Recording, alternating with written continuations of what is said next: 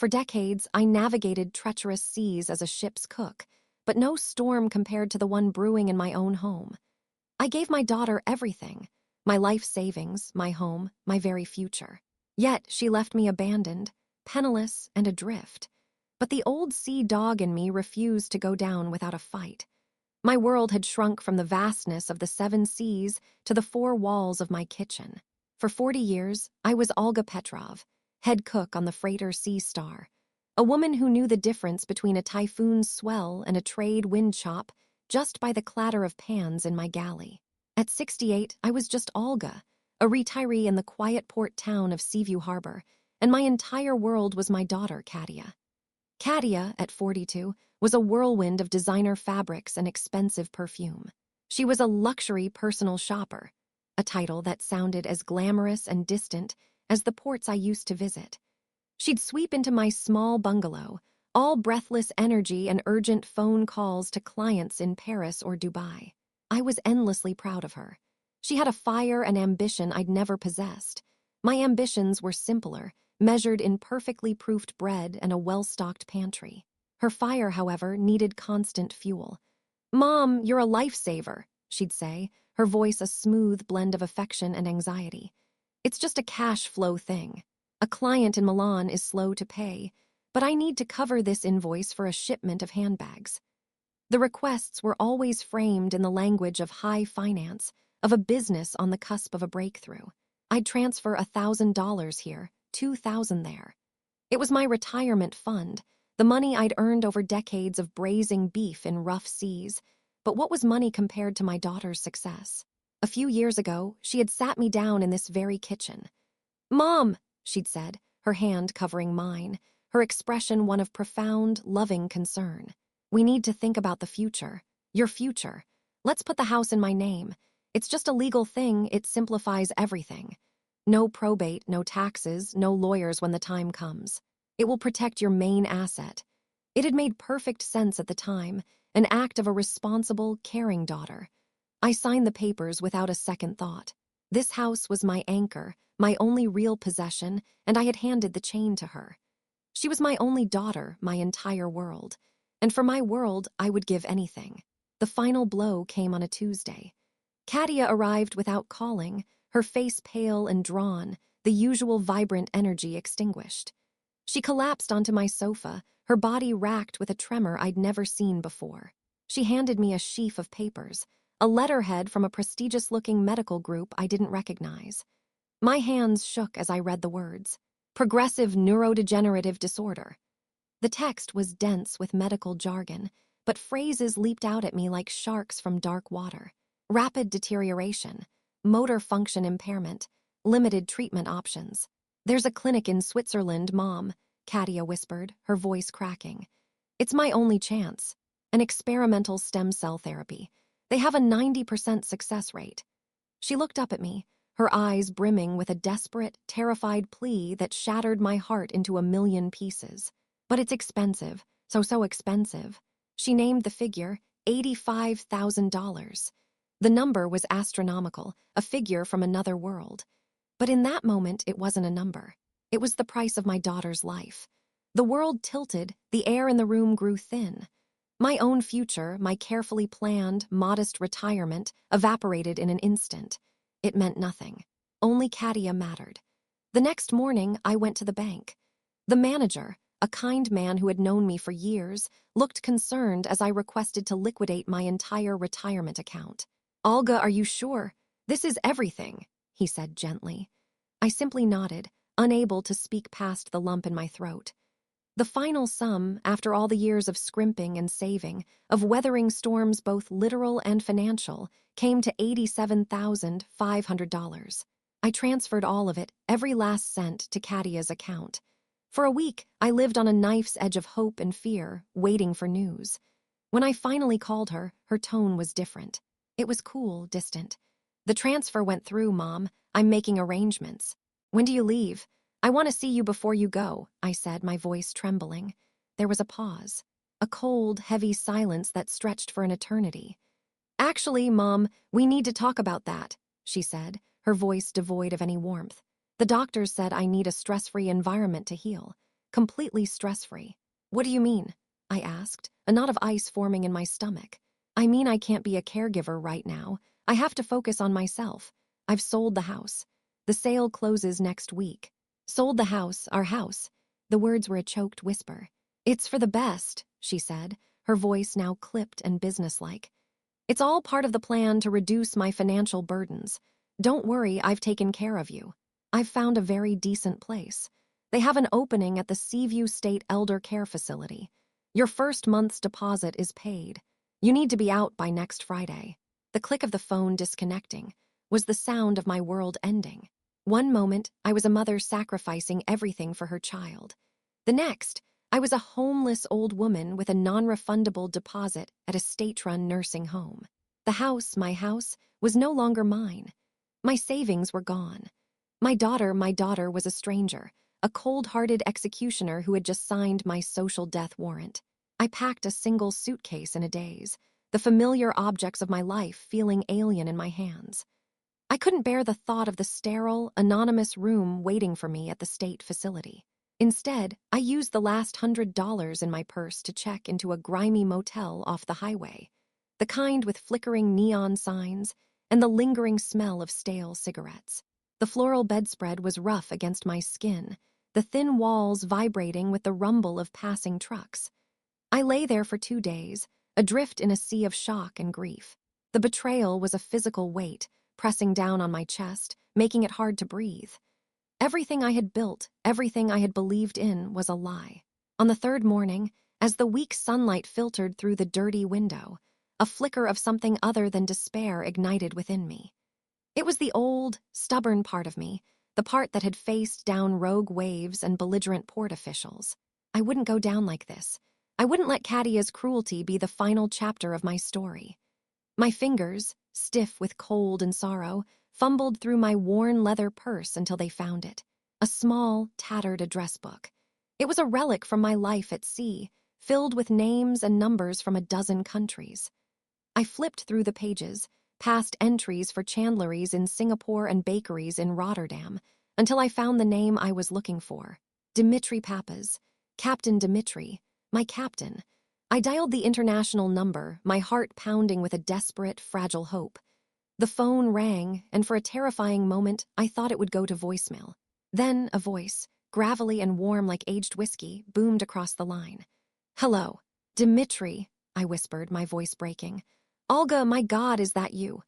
There was no hesitation, no polite fumbling to place my name. He heard the brokenness in my voice instantly. "Olga, what is it? What's wrong?" The dam broke. The story came pouring out in a torrent of sobs and fragmented sentences.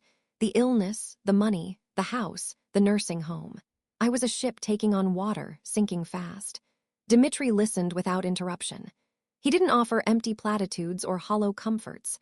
When I finally fell silent, exhausted and empty, he spoke, his voice a low, steady rumble that cut through my panic. "Olga," he said, and the authority in his tone was a lifeline.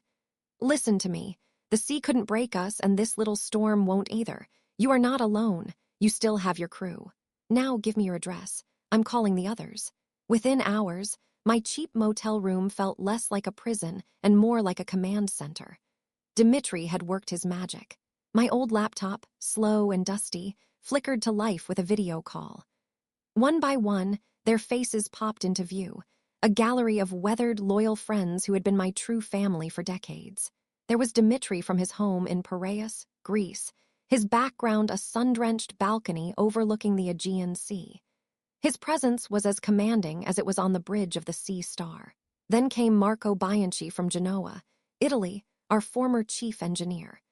Even through the grainy webcam, his eyes had the sharp, intelligent glint of a man who could diagnose a faulty engine by its hum.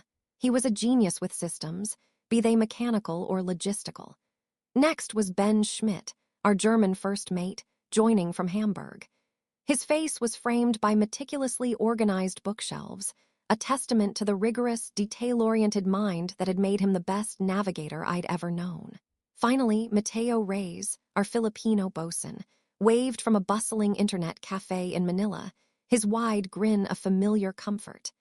Mateo was our networker, a man who knew someone in every port from Dubai to Long Beach. The anger on their faces as Dimitri recounted my story was a balm to my raw, wounded spirit. It wasn't pity. It was a righteous, protective fury.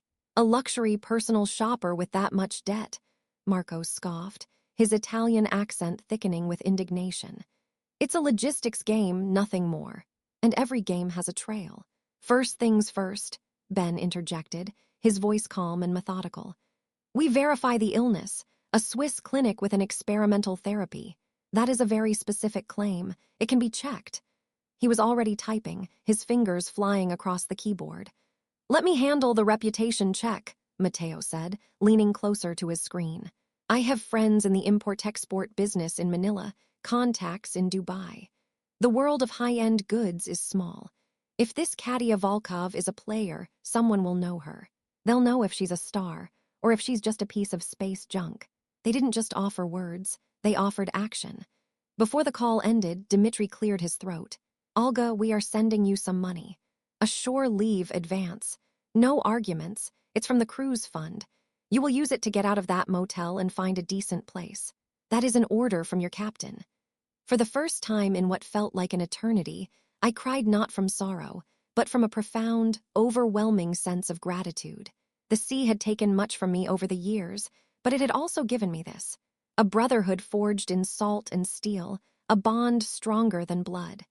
My crew was reassembling, and they were ready for a fight. The Sea Star crew, though scattered across the globe, operated with the seamless efficiency of their years at sea. Information began to flow, channeled through our secure chat group, which Ben had aptly named Operation Galley Justice. It was Ben who struck first. Less than 48 hours after our call, he posted a message. As suspected, I contacted a colleague whose brother is a physician in Zurich. He made some discreet inquiries. The clinic Katia named exists, but it's a palliative care hospice. They have no experimental programs, no stem cell therapies. The medical documents she used were forgeries, and not very good ones at that. The clinical confirmation of the lie didn't hurt as much as I thought it would. It was simply a fact, a piece of a puzzle we were now assembling. The emotional devastation had already happened. This was just the cold, hard evidence. Next came Matteo, his report a cascade of messages from Manila. Talked to my cousin who moves electronics, and he put me onto a guy who knows the gray market couriers. The name Katia Volkov is known, but not for selling handbags. She's in deep, owes money to some very unforgiving people. Her personal shopping is a front. She's a smuggler, Olga. She uses her network to move undeclared high-value items for clients who want to avoid customs duties and taxes. We're talking rare watch movements, prototype electronics, things like that. It's high risk, high reward. Looks like the risks finally caught up to her. The final piece came from Marco. He had taken the scraps of information from Matteo and Ben and applied his engineer's logic to it. If she's smuggling, she's using the major air freight hubs, he wrote. She'll use her own name for the paperwork to look legitimate, but declare the contents as something low value, like fashion samples or artisan textiles. But the weight and insurance values won't quite add up if you know what to look for. He had me send him the details of the few business transfers I'd made for Katia in the past, cross-referencing the dates with flight manifests, a skill he'd perfected for tracking ship parts. He found a pattern. A recurring route, Milan to Los Angeles, with a consistent layover and cargo transfer at Frankfurt Airport in Germany. I've found her, Marco declared in a new message that made my heart leap. She has a shipment moving this week. A big one, judging by the insurance rider she foolishly took out. AWB number 724 58 million, 193,054. Flight LH457 from Milan, connecting to LH450 in Frankfurt. Declared as vintage Italian leather goods, value $5,000. Ben immediately took charge of the final step. Frankfurt is my home turf. The Zoll, the German customs, are notoriously thorough and unforgiving. They do not tolerate discrepancies. He began to draft a message, his words precise and devastatingly official. It wasn't the letter of a vengeful crew. It was a professional, anonymous tip-off from a concerned logistics industry insider. It detailed the flight numbers, the air waybill AWB number, the container ID, and the suspected nature of the actual contents versus the declared manifest. He sent it to a specific anti-smuggling unit within the German Customs Authority. The trap was set. All we had to do now was wait for the jaws to spring shut. The day of the flight, the four of us convened in our digital war room. I was in a small, clean apartment I'd rented by the week, the crew's shore leave money having saved me from the motel. The air in my little room was thick, with a tension I knew well. The same tense quiet that falls on a ship's bridge as you navigate a treacherous channel. Dimitri in Greece, Marco in Italy, Ben in Germany, and me in Seaview Harbor. Matteo was asleep in Manila, his part of the job done. Ben shared his screen, displaying a live flight tracker for Lufthansa cargo flight LH450. We watched the tiny icon of the plane as it made its way across Europe, a digital predator closing in on its target. Hours crawled by. We spoke little, exchanging only brief, clipped messages. It was a waiting game, a test of nerve. I found myself pacing the small room, my hands clenched, my gaze alternating between the laptop screen and the harbor visible from my window. This wasn't just about money or a house anymore. It was about a lifetime of devotion being repaid with the most profound contempt. It was about reclaiming the dignity that had been stolen from me. Then it happened. A German news alert popped up on the edge of Ben's screen. The headline was stark and in German, but the word Zoll and Flughafen Frankfurt were unmistakable. Ben's fingers flew across his keyboard, pulling up a translation. Frankfurt Airport Customs seize major smuggling haul. Undeclared luxury goods valued at over $500,000. A U.S. citizen, identified as Katia V., has been detained pending investigation. A collective, shuddering breath was released across 3 continents. Marco let out a low whistle. Dimitri closed his eyes for a moment, a silent prayer of thanks on his lips. I simply sank into my chair, the strength draining from my legs. It was over. The phone rang 2 hours later. The caller ID showed an international number from Germany. I let it ring 3 times, took a deep, steadying breath, and answered. Mom, you have to help me. Katia's voice was a hysterical shriek, stripped of all its usual poise and manipulation. They've arrested me. There was a mistake, a mix-up with the paperwork. I'm in some kind of detention center. You have to wire money for a lawyer, the best one you can find. I listened to the frantic, desperate pleading of the daughter I thought I knew. I heard the panic, the terror, the selfish entitlement that was her true nature. But I felt nothing. The part of my heart that would have once shattered at her distress was now calm, smooth, and unbreakable, like sea glass polished by decades of churning waves. No, Katia, I said, and my own voice was a revelation to me. It was quiet, steady, and utterly immovable. I have no money. You took it all, remember. What are you talking about? This is my life. You can't just abandon me, she screamed.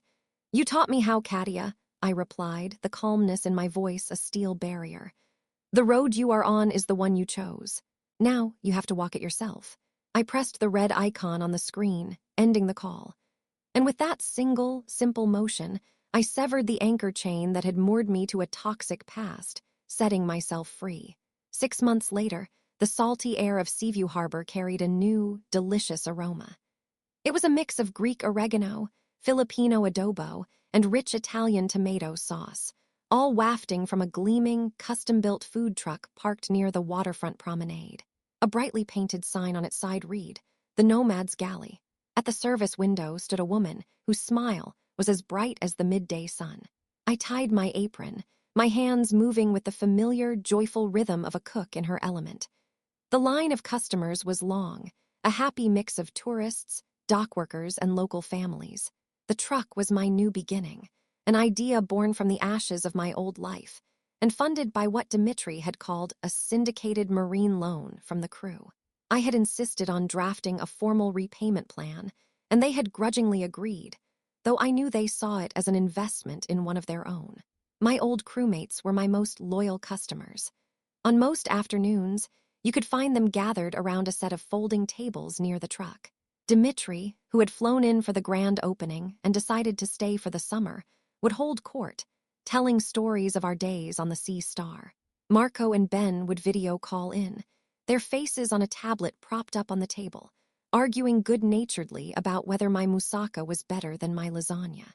I looked out at the scene, the bustling truck, the laughing faces of my friends, the blue expanse of the sea stretching to the horizon.